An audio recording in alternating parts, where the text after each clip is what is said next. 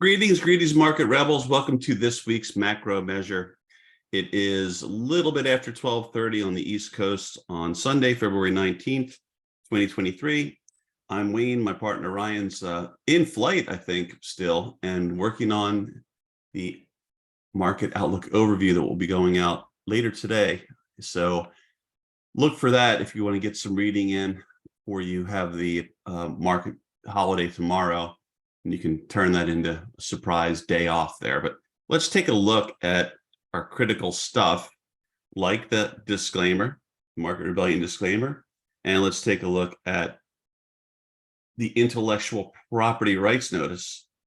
And thanks for that. And so here's just a little snippet of what I'm planning on going through. And this is the planned program, but stream of consciousness can take me in a lot of ways. There's so many things that I try to share if I can recall them all, because it might be helpful now or in the future. Is the way I look at it. Anyway, we'll do a quick recap, and then we'll talk about other factors like vulnerability creeping in. It's too early to really say, I think, with high confidence what's going on. And then we'll just talk about some of these scenarios, but let's flip that around and get this. Actually, what I may do is just get this out of my way over here. Then stop sharing for there, pick up share screen 4. We're going with share screen 4. So I'll hopefully cancel share screen or share. Okay, I think that's it right there. So I'm going to pick up, I think, this chart right here ought to get it done for us. Or am I wrong at this chart? Nope. Come on, guys. Not that one either. It really is the first one I clicked on. Yeah, I don't know why it didn't pop up. So the quick recap really is that I thought coming in, the market looked like it was due to start pulling back a little bit further. But there's where we ended really last Friday. This would be Monday, Tuesday, Wednesday, Thursday, Friday. So going back right to the weekend, yeah, this was a nice candle for bulls. I was wondering how legitimate is it, right? Because it was kind of like late day scamper stuff. But probably should start, even this week, I'll start incorporating that I guess we have to take these more seriously. It seems like that you kind of look at it as a cheesy, chintzy little rally that's sort of more of a save. But then it had staying power, and I think they did something quite similar here. And so it's hard to say right now, hey, this is definitely going to happen. The way that this closed, right, is somewhat similar to over here after a rough session, right, the day before on Thursday. But I thought we'd probably look to come down, and more so after looking, it was hard, right? But looking at some of the big name stocks, they all did not appear to be instant buys to me. And I thought, well, if they're not instant buys, that's not really a good sign. And it didn't matter, right? Because I guess with news or whatever, they really started to come after those right away, which was just very interesting to me, because that was dead wrong, right? That was like dead wrong from what I thought. Don't know what really drove that. It was, to me, it was just an odd thing. I'm not normally expecting to see something that really just out of nowhere, without any decent technicals, really drives that. But, one day's one day, but they managed to get things started pretty strongly on Monday after this Friday, and they kept trying to rally. And I thought things were looking pretty good for bulls, because you could see that every day, right? Every day there's this wide ranging candle, and they're closing these things for the better part of the early part of the week up towards the highs, especially Wednesday. And of course, there's your little fake out. They were still hanging tough on Thursday, but then things really started to give way. So that was the first sign. Then, of course, you had this Friday, but note again, right, that they reversed it, and you've got this, I guess some people would call this like a bullish hammer or whatnot, but you're below the 20 in light blue there that I just moused over. So there's a little gap there. The 10 and the 15 are rolling over. You left this triangle that we've got drawn in here to the downside, but remember, you closed above it there as well, right? So this has been really, I think it was really rough. I think it was a tough week. There were some really good trades, fortunately, in the services in the early part of the week that were on Tuesday and Wednesday that were bullishly oriented.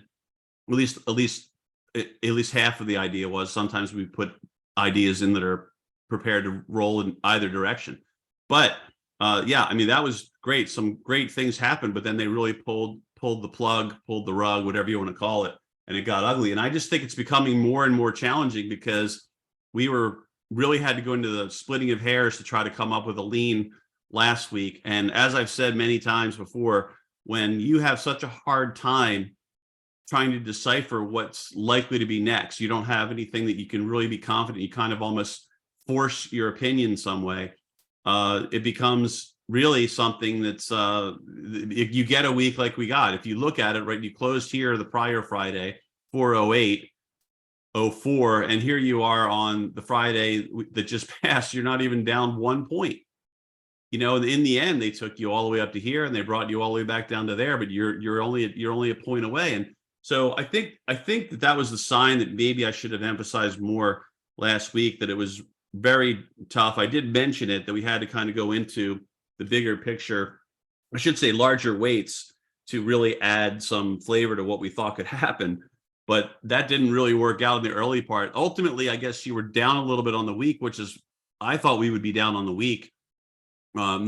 This is the thing that's always hard, this path that you take to get this little down maneuver here.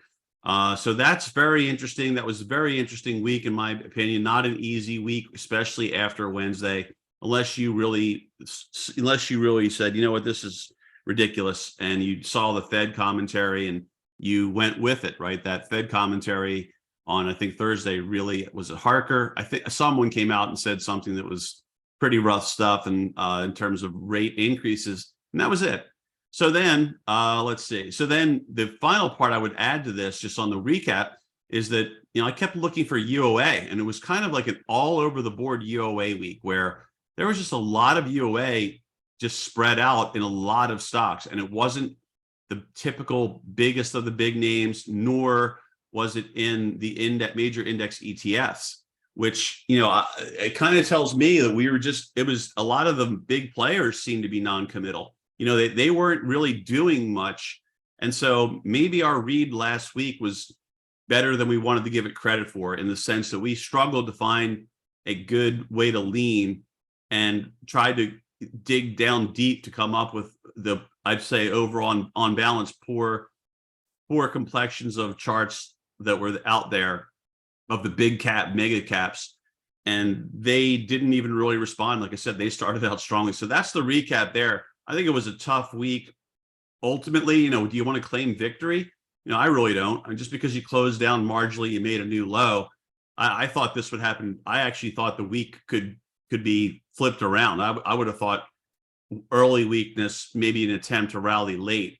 But now, let's talk about now. Okay, so you can see I've got a white line here near 408.73. It's from way back. I mean, you could tinker with this line a little bit. You could drop it down to 407.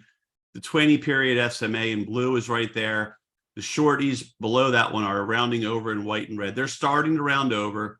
And you had this false breakout, and now you've had this break below what I would call the support line, or the triangle, or whatever you want to call it. You can look at it however you want.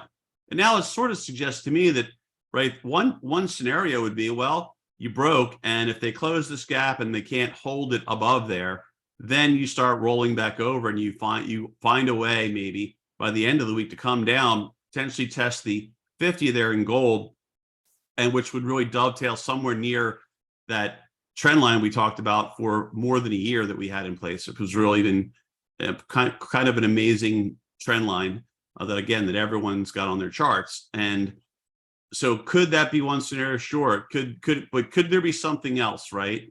And all you really have to do is go back to this leg higher to see what the something else could be, because we had a support line under the action. I just made that blue, and they broke it down pretty significantly. Did find some SMA support.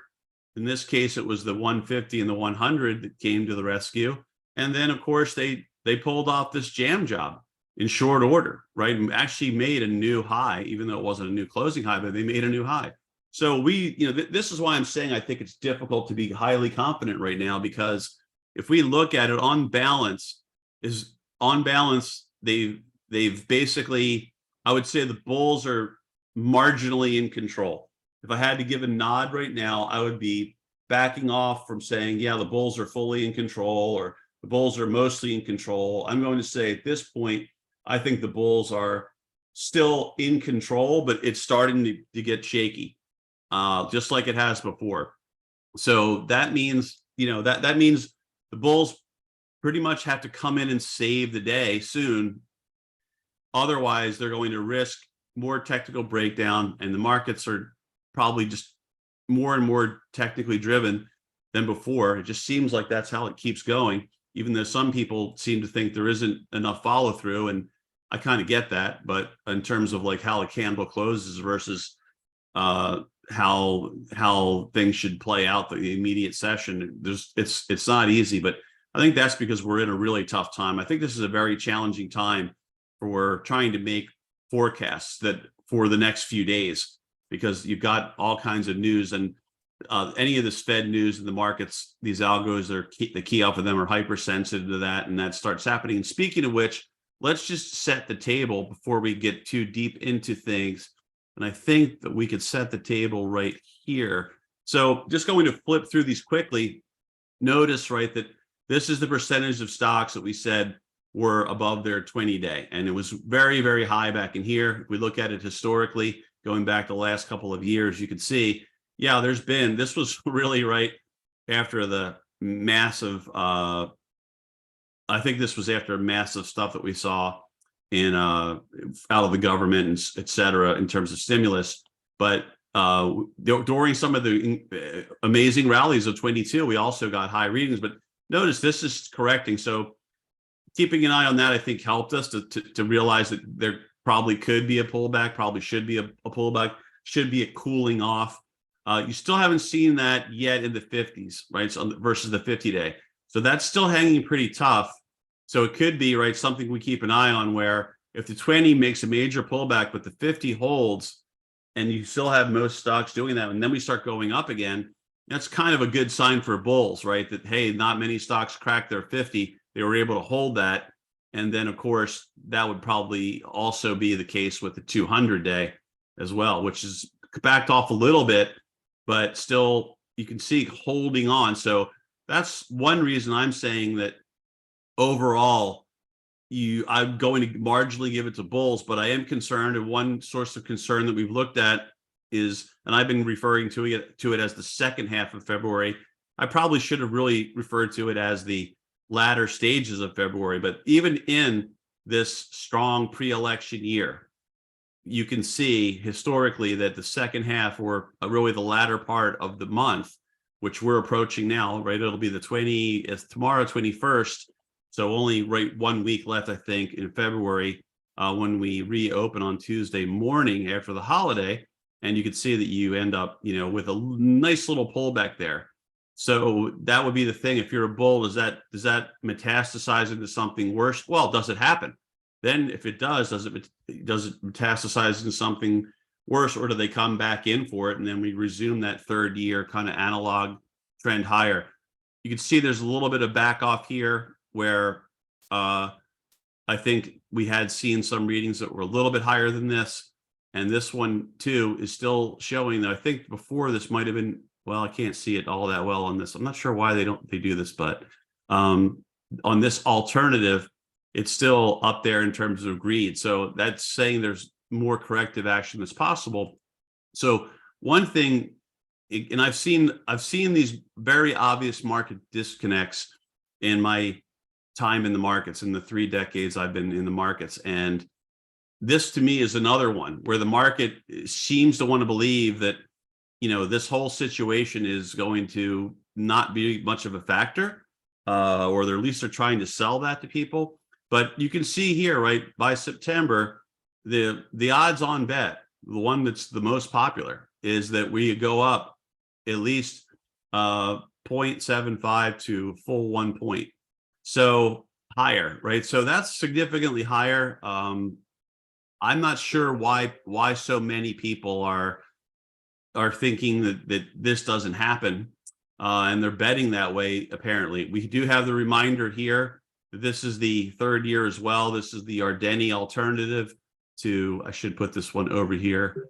That way we've got them there. So, but anyway, this is what we get in the third year. So as much as I'm not really, these trends, I should say these seasonal factors and the performance is hard to argue with in terms of what it's happened so many times over history. The problem is, right, you're always in something unique, right? So you're always in a unique situation. But a lot of times there's some truth to these things. So I have to give them a little bit of credence and pay attention to them to some extent. So that's what we're working off of to an extent, in terms of, like, we don't want to be closed-minded about the fact that this has happened. This is the best year of them all, nearly doubles the second best year. And that's nothing to sneeze at right now, especially right after a rough year last year, like we've said before, especially after the early year performance and some of the breadth through the market breadth. What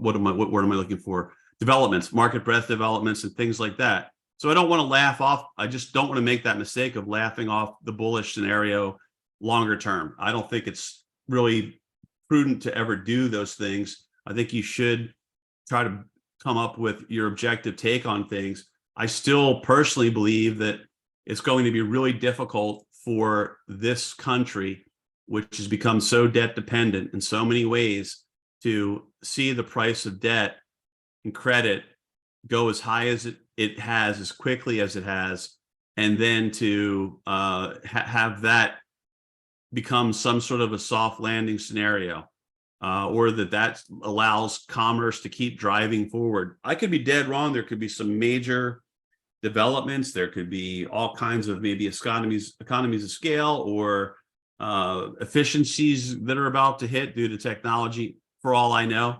I'm just saying, though, to me, like, just as a gut check, it's very, very hard to get on board with debt and the price. I should say the price of credit has risen so dramatically, and we are so debt and credit dependent in this country. But I would say, look, if we want to move on from here, which we should, you all know that I've said that I think that there was, like, hate to say it, but 408, 409, and then 407. And that 408 continues to seemingly matter, right? Even like the last week, we snuck right back up to it. They tried to keep it above there. They finally gave way, and they tried to claw right back and got to 407. So all in that 407 really to 409 band, there's something there. I mean, you can look across, you can do whatever you want, other techniques, but it just made sense, and I think it's borne out. Now it's below there, but look how we closed. This is why I think it's so hard. So do they give us a little pop, and do they try to bring this back up towards that support line that I'm about to make blue right there? Do they try to do that and get back into that so-called triangle, or is the triangle a poor way of describing this? And should we switch over to something that would be more akin to a rectangle, right? Should we just say that we're sort of stuck in this type of a consolidation right now in here, right? Maybe that will be the case. Maybe we will come up again.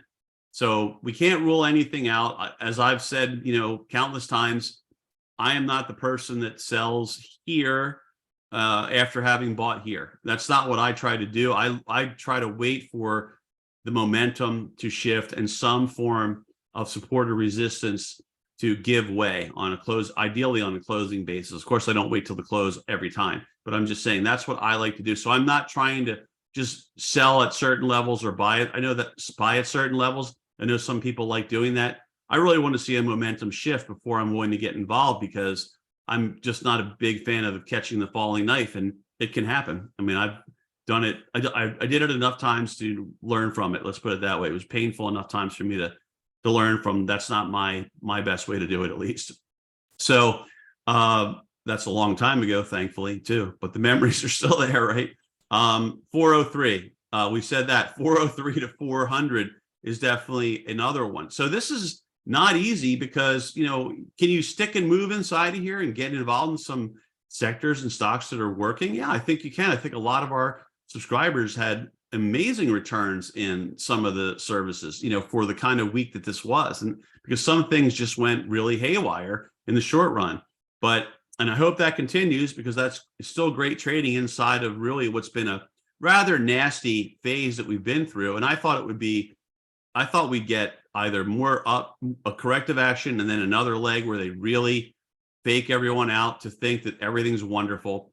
Or by now, I thought this whole situation would collapse and we come back to 400, and then we would see really where the rubber meets the road. Are the bulls going to keep this above 400, keep it above that long-term, what was a resistance line for the longest time, or are they not? And if they overshoot, this is exactly where I'd expect them to go to, right around there. That's the 50 in our level, as I mentioned earlier. So there's a lot of interesting things happening, but as Brian McCormick's video, my colleague Brian, his video at the end of cocktail hour, I agree with him. And usually we do, usually when the rare times when we get a chance to talk or whatnot, or he's charting something, or he'll note it to me, like, or I'll note it to him. Hey, that at times, like, hey, that was a nice thing. I think you spotted. I saw something similar, that kind of thing. But Brian noted, right, that the IWM is holding up really the best at this point. And I would tend to agree with him. If I look at a lot of the cycle stuff, overall, I think this one's really clinging and holding on best to what it had in terms of the bullishness. So I would give that the nod that way. I think the bulls are in a little bit firmer of control of this than they are of the SPY. And so things becoming this way, where things are kind of acting more independently, is interesting, because it's not always like this. A lot of times we see the same old treatment, essentially, of almost everything, but we're not seeing that. And you can see that there's definitely vulnerability here. How they brought this back, to that degree, I mean, that's always their secret. But you can see there's a little gap here. They may want to fill that even before they let it go. This may be a head fake. This was a head fake. I mean, this could be a head fake, and they could still break it out. We just don't know what's coming down the pike. And I don't think it's a time to be pounding the table super confident. It just strikes me as probably should have leaned that way more and been more reluctant to really even have a lean last week. And I feel like right now it's tough. I do think that the vulnerabilities cropped in, and I'll show those in a moment, why I think that. And because it's really just, again, it's almost always market feedback. And I try to be objective. But here, there you are. I mean, we had this line there in the diamonds, and comes down to near that support line in the 50, and they find a way to hold it and reverse it right back up towards the 20 SMA. So, what happens there? We talked about it at length last week, but you can see the apex is coming in relatively soon. You got to feel as though something should be breaking sooner rather than later. And you can also see, if it lets me, I hate these little reminders it puts in my way, but you can see how wide these Bollinger Bands are now too. So if we were to get some kind of a big scamper up with these extremely wide bands, as opposed to being narrow here, that to me would be, I think that would be something that I would be waiting to fade. And I'm not a big fader type person. As you can tell, I tend to be more with the trend, and I would rather do trend trading in a bull market than trade in a bear market, frankly. But yeah, everyone that's been listening for a long time knows that. But the jury's out here. What else can we say? You can try to read into it more and more, but just on price alone, without anything else, it's still there, right? So what do you do? I think you do the best you can inside of what they'll give us, until we see a serious break one way or the other. But here's why I think it's time for us to get a little more concerned and just flashing vulnerability. And the dollar is something we chart pretty much every week through the DXY. And that had an ugly candle finish there. But otherwise, right, it's been the last 3 weeks where this is trying to really right the ship. And so, right, dollar up, you can see, like you all know that since October, the market's been doing really well. Somewhere in mid-October, it bottomed. What's been happening since mid-October with the dollar? It's mainly gone down, right? So we kind of know there's this inverse there. And if this is working its way back up, it should put pressure on equities. And especially right now, you can see that yields are also moving up in the form of the TNX that we chart. And they've moved up. Now, they also had a rough candle, I think, on Friday. But if you look at this, right, it came very close to the highs, very close to the highs here. It's been a heck of a move up since, really, and it's recently, but it's also been a heck of a move down since we fortunately spotted some really overbought stuff going on in there. And now, right, you've got to start being a little more like, what if these things start grinding their way back up? Just the way that the Fed watch tool that we checked out suggests that yields will be going up. So higher yields, alternative to stocks, right? It becomes more and more enticing, chokes off a lot of credit seekers, things like that. Puts the price of housing on a monthly basis at an even higher point than it has been, and so on and so forth. And then the VIX as well finally started to percolate a little bit. And if it's very hard to chart this as if it's just in some equity or something. So I always try to mention that because I don't really think you can use the same techniques, or let's put it this way, they're as reliable as they are otherwise. But this has started to finally show us a little something where we've got a little bit higher of a low put in, and it's trying to work its way above the 50 there. And it does these types of things, every now and then, and every now and then it seems to matter.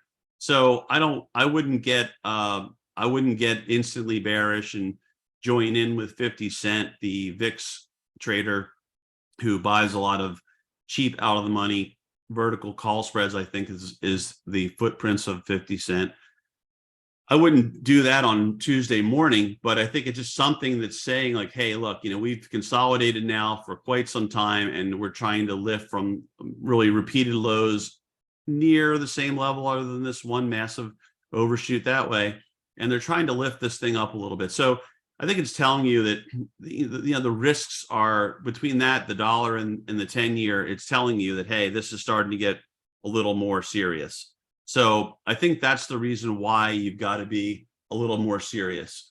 And that's another reason why I find it difficult to be highly confident. So I think there's a lot of scenarios out there that we could be up against, and it could be this week, and it could be even longer term. Excuse me. So kind of a recap on that. Could you come back up here, close the gap, and roll over? Yes, you could. Right? Could this be expiration day related, and the weakness just kicks in the way it looked like it was going to, and you're going to work your way down towards 400, like I think you should? Maybe, that could happen as well. Could they really take this up even more and then fail at the underside, right? Which is this line here. That's the former support line that's now resistance. Could that happen? Sure. Will the 15 and the 10-day be waiting for it up there? It will, right? So there's a lot of things that could happen that way, or they could just let it go, let things really get smoked down towards 400 and maybe that 396 level near the dovetail we talked about. And then that would be a lot like this. And then they would just jam it right back up and see if they could get it through. But if that happens next week, right, that goes along with that third presidential year path that the market tends to take. And then it starts to, we could go back to that. We can go back to that, I say. Where was it? There it is. That is right here.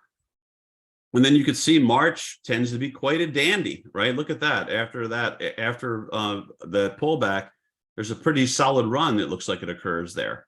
So if we keep tracing that out, that would also be interesting. So I'm not someone that banks on these things, just want to reiterate that, but we have been seeing, I think, in some ways, if you've kind of spotted some of the right cyclical seasonal patterns type stuff, a lot of the times we've been getting that. We got that really a lot at the start of last year. Then it kind of got away from it, and then it kind of came back. So but so far this has been pretty solid, other than the massive jump we've seen this year has been stronger than this, the third presidential year typically is. And And again, my argument would be that makes this more likely, that you do finally get some kind of a pullback that's feels like, okay, we had a pullback and we were a little concerned here, and it's not just all up and away.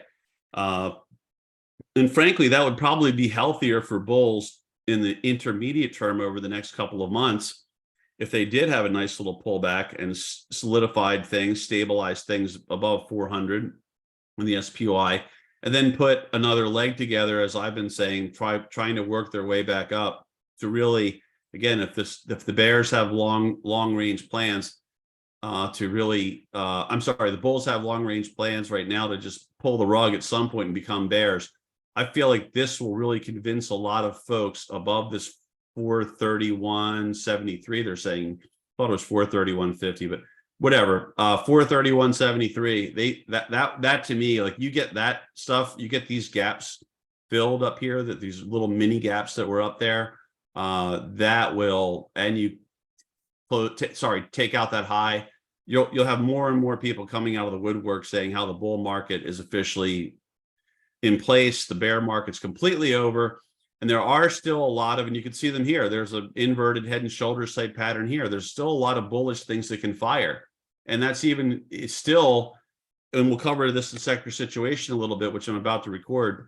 But if you look at this, there's your SMH with the inverted head and shoulders. And this tried to break out, I think, up in here. And you can see that it got stymied. And it could be because, right, like I've talked about often, this manic run, right? This manic run that they had, which was awesome to trade, but it kind of undermined the chances of this just punching right through, because it had such a long, virtually uninterrupted run. There were a few pullbacks here and there, but that was a very strong run, very swift run, and almost entirely up. And then a lot of energy was spent to do that, is the way I look at it. And so now it makes a little bit more sense, I think, to come back in.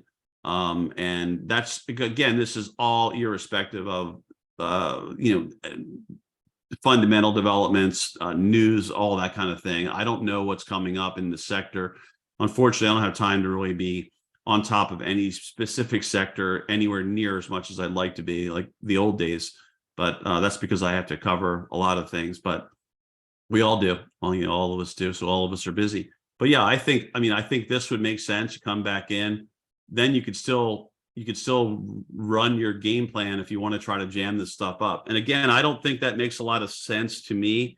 I'm not a bull in the sense that I'm just waiting for things to leaning towards things that are always bullish. And I just have to acknowledge that with some of these patterns that are in place, and the fact that these guys are really great at ignoring critical realities, and they can do that for a long time, I just refuse to rule it out, because I've seen it too many times. I've seen it too many times in my career where they really just continue to pull the rabbit out of the so-called hat or whatever. They're just amazing at being able to do things that you wouldn't think possible within that sort of macro context, macro climate. Like, how are they doing that?